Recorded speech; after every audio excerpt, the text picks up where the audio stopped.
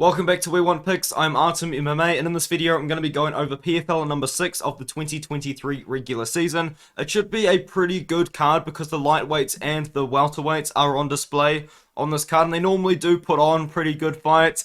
You could probably say that they're probably going to be better than the women's featherweights and the men's heavyweights because it's going to be a little bit more technical, and there really are some fantastic fighters on this card, and it really should be good to see what the turning point is of the 155 pound and 170 pound seasons of the PFL 2023 tournament.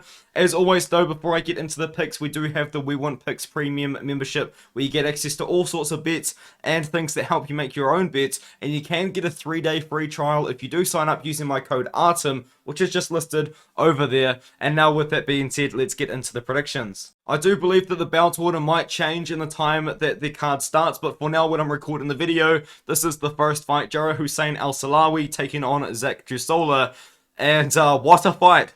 Zach Juusola wasn't in his last fight, am I right? I mean, he took on Brandon Jenkins, and those guys went to war. It was a very fun fight. It wasn't very technical for a welterweight fight, and it was just two guys that were really trying to bang it out. And Jarrah Hussein Al-Silawi is coming off a KO loss to Sadibou, which is interesting because I really don't consider Sadibou as a guy that KOs people all that often, but unfortunately for Jarrah Hussein Al-Silawi, this really hasn't kind of lived up to the hype potentially, because he is the one and only guy to actually defeat Magomedkerimov, who has actually now been signed to the UFC and is a great prospect. But, you know, he come into PFL, he had success in the Challenger Series, knocking out a 7-6 opponent. And then he beat T-Bell in a fight which you could argue that he lost, potentially. And now he's lost twice since. He was actually meant to fight Cedric Doumbé, but Doumbé pulled out of that fight. So now he's taking on Zach Juusola, who's stepping in on short notice.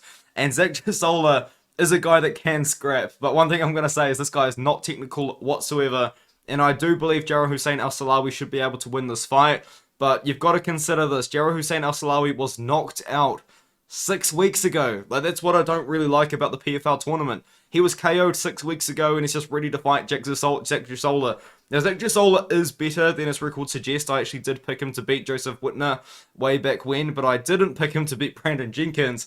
And he beat Brandon Jenkins. You could argue maybe he lost, but the point is, Juusola can scrap. Maybe he finds a KO on Jarrah Hussein Al-Silawi. The pick is Al-Silawi, but I'm very wary of him getting KO'd recently. And just in general, he just really hasn't lived up to the hype. But now we move on to Abdullah Al-Qahtani taking on Lamar Brown. And this is a very interesting fight. Now, Abdullah Al-Qahtani is the best fighter out of Saudi Arabia. And it's not really that close because Abdullah Al-Qahtani kind of is Saudi Arabia's only MMA prospect that does have a lot of professional MMA experience.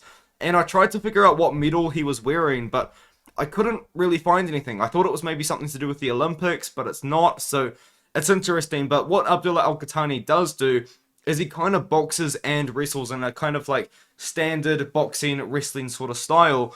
And he does work to get his opponents down, but when he's on the feet, this guy is wild, man. He throws combinations, and he just kind of scraps in the pocket. His fights can be very fun and very entertaining to watch. Now, Lamar Brown hasn't fought much at all. You know, he's only fought 3 times in the last 5 years. I watched him fight Chris Mims, and dude, recently when I've been watching tape on fighters, I'm watching some brutal finishes, man, and this was one of them. Chris Mims didn't tap to a rear naked choke, and the ref just fell asleep on the job, and Chris Mims was out cold from the rear naked choke for a long time. And it's kind of like when I was researching Chippy Mariscal for the UFC, I watched the most brutal KO I've ever seen in his loss to Joanderson Brito. It's crazy, these things that I'm finding when I'm watching these fights. But anyway, all that aside, I am picking Al-Qahtani to win this fight. I don't have odds for any of the fights, by the way. I can't find them. FightOdds.io's not got them. Best Fight Odd doesn't have them. BetOnline doesn't have them. So I'm kind of just going off picks, really, when it comes to it. And I am picking Al-Qahtani to win. But I wouldn't bet this fight, even if you do get, like, interesting odds. And the same thing as well with this fight. I wouldn't bet this fight either, because I've got no idea how good Brahyan Zurcher really is. Because I was watching his fight against this guy, I believe it was this fight against Scotty Stockman.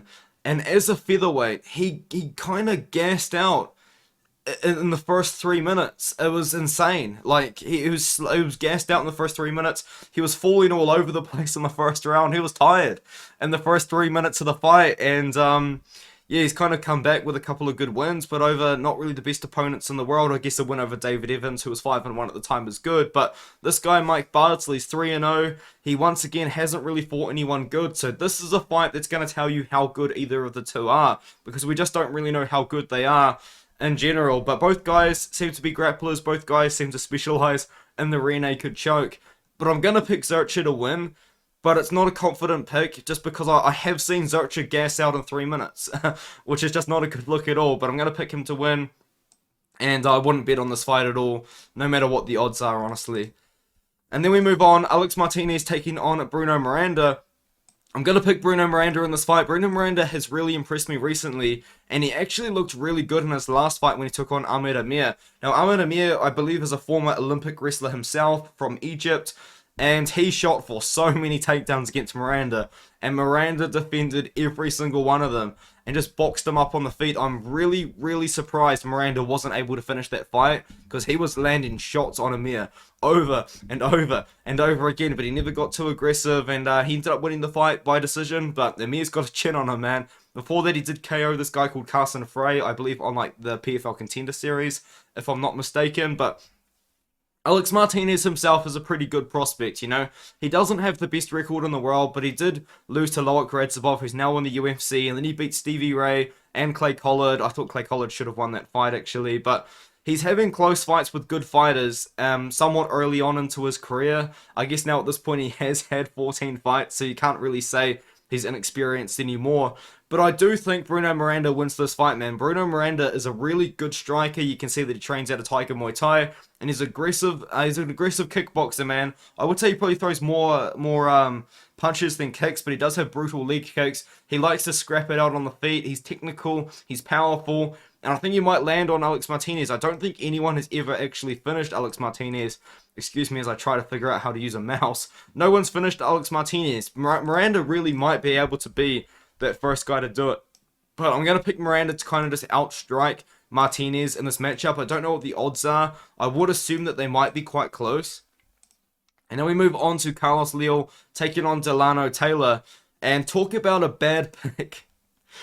I picked David Zawada to beat Carlos Leal, by the way, guys. And let's just say it didn't age very well whatsoever, because Carlos Leal won that fight in like 2 minutes or something. He kind of went out there and did something that I've never really seen him do before, and that was just be aggressive and land early and find the KO. And he's taking on Dilano Taylor, who got KO'd 7 weeks ago. You see a little bit of a theme of this card. These guys got KO'd recently and they're back. He just fought Umalatov, who KO'd him, and now he's back against Carlos Leal, who's coming off a KO win. So MMA math would suggest that Carlos Leal wins this fight by KO, and normally I would say MMA math isn't really something that you should rely on, but in this fight, I mean, Leal should KO Taylor. Taylor's been KO'd recently. He did fight Sadibusai on short notice for the championship a few months ago. He did beat Rory McDonald, which was a crazy good win for him. Knocked out Rory McDonald, and once again he got KO'd again. So he's been KO'd twice in 10 months, you know, and KO'd as recently as 7 weeks ago. So definitely something to watch out for. Carlos Leal, though, a decent striker. For the most part, I would say that his game is in the striking. But, yeah, he just went out there and KO'd David Zawada. Made me look like an idiot. I thought Zawada was going to mix it up with the wrestling. He never got the opportunity to do that. So, yeah, give me Leal. I think Leal might eventually just find the KO blow on Dilano Taylor. But Taylor does have a very interesting style where he does like to fight from range.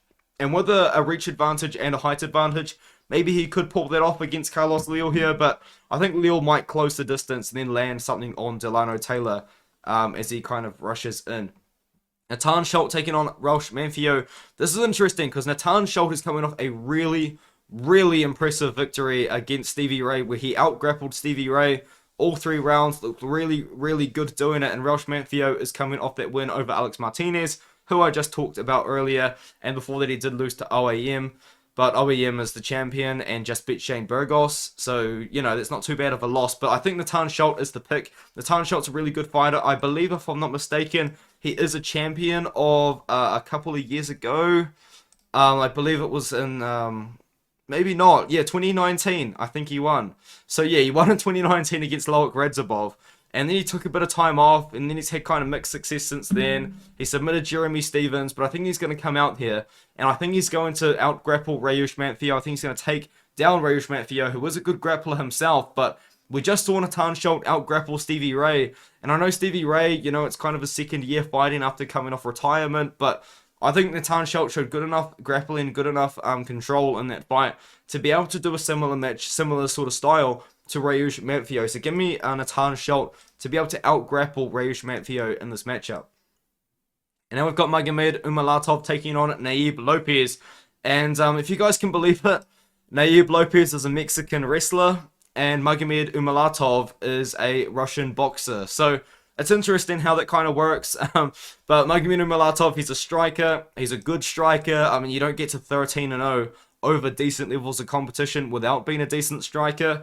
And this man, he does KO people, dude. He's fun to watch. You know, he knocked out Dilano Taylor in 90 seconds. He knocked out Jarrah Hussein Al-Silawi in less than a round. And now he's taking on Nayib Lopez, who I believe is lying about his age. To be honest, allegedly, I'm not going to throw an allegation out there, but Nayib Lopez, I believe, is something like listed at like 32 years old on the PFL website. He does look a lot older than that. And when I first saw this guy pop up on PFL, I'm going to be honest, I'd never heard of him before. When he made his debut, and I was like, how have I never seen this 15-0 fighter before? It doesn't make sense. And then I started watching his fights, and I was like, oh yeah, that kind of makes sense why I wouldn't have heard of him. Because although he does have good wins, the way that he fights, he doesn't look like a guy that should be 15-0. He's a boxer wrestler for the most part. He did out-wrestle Ivan Valenzuela up a weight class, which was impressive. Finished him late in the fight after he gassed out. Then he out-wrestled Shane Mitchell, which once again is a pretty impressive win. But when it comes to fighting Magomed Umalatov, I genuinely believe Magomed Umalatov is going to knock out Nayib Lopez in the very first round, and it's going to be a really good finish on Magomed Umalatov's record. So give me Magomed Umalatov by first round KO. This guy's aggressive, this guy's a good striker, and as you can imagine, if he has to wrestle, he can wrestle, but he is a striker for the most part, and I think he knocks out Lopez in the very first round by being a significantly better striker and being able to defend any wrestling offense that Lopez might be able to try and put on him. Then we move on, Magomedkerimov taking on my new favorite fighter, David Zawada. Just kidding, David Zawada did make me look like an idiot though. But in this matchup, I am going to pick Magomedkerimov. And one thing you'll notice about Magomedkerimov is, although I don't have odds right now, he always is a ridiculously big favorite. I wouldn't be surprised if Kerimov ends up being like minus 1,000. I'm being serious. Like, this guy is always a massive favorite in his fights. Now, we did lose to Ray Cooper III in the 2021 finals, and then I don't think he ended up being in the 2022 championship, or I don't really know what happened in that situation, but the point is he never really made it there. And then he fought this guy called Benagli, and then against Benagli, he was like a minus 1,500 favorite, something absolutely ridiculous. And he fought Benagli with no respect whatsoever. The first thing he did was march forward. He knew that he was the better fighter than Benagli and just went for it. He just went for the finish. He went for the KO, and it was very impressive. And that's not how Magomedkerimov normally fights. Kerimov normally does kind of like to out-wrestle people to a decision, like he did beat Gleison Tibau, but in that fight he actually looked really unimpressive in my opinion, and I believe that was at 175 pounds as well. That was like a weird situation. That was a weird fight, but anyway, he didn't look that good in that fight, but he likes to out-wrestle people. David Zawada kind of mixes up his striking with his wrestling, right? We kind of saw that in his UFC run, and then since then, when he took on this guy, Erhan Katal, he looked really good in that fight as well, which is why I picked him to beat Carlos Leal. But Magomedkerimov is just a good fighter. He's going to out-wrestle David Zawada if he wants to, and he probably could try and land something on the feet if he wants to as well. So I'm going to go with Magomedkerimov. I wouldn't be as confident in him getting a finish as everybody else, but once again, David Zawada did get knocked out 7 weeks ago. I mean, come on. I mean, at this point, it's just kind of, it's a bit dodgy, isn't it? Like, making guys fight again after getting KO'd recently. It's just not a good look. But anyway, Clay Collard now taking on Stevie Ray.